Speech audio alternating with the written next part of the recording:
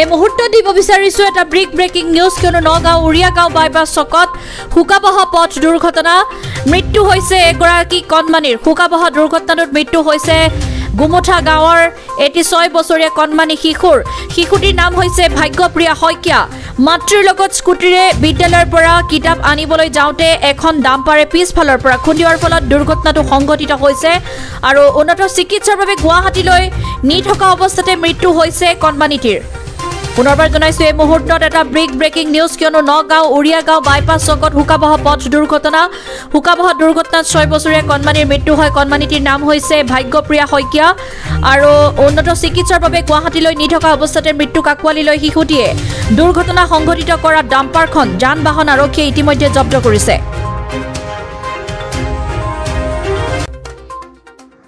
এখন কোন ঠাই এখন গুমুঠা গাঁও ঘটনা কি হৈছিল গুমুঠা গাঁও মানে তাই স্কুললৈ সৰু ছোৱালীজনীৰ বাচ্ছাটো লৈ গৈছিলে আজি কিতাপ দিয়াৰ দিন লৈ যাওঁতে তাই 10টা 10:30 মান বজাত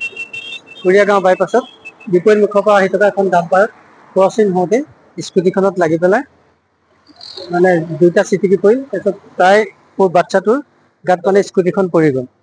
পৰি যোৱাৰ লগে লগে তাই তেতিয়ালৈকে মাত কথা আছিলে লগে লগে স্থানীয় লোকে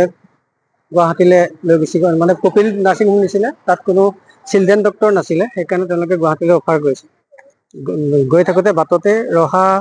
পাওঁ নাপাওঁতে তাই মানে কৈ গৈ আছে যে মা মোৰ ভাল হ'ব মোক সোনকালে লৈ গ'লা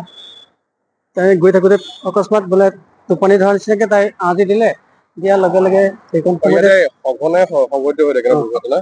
সঘনাই হৈ থাকে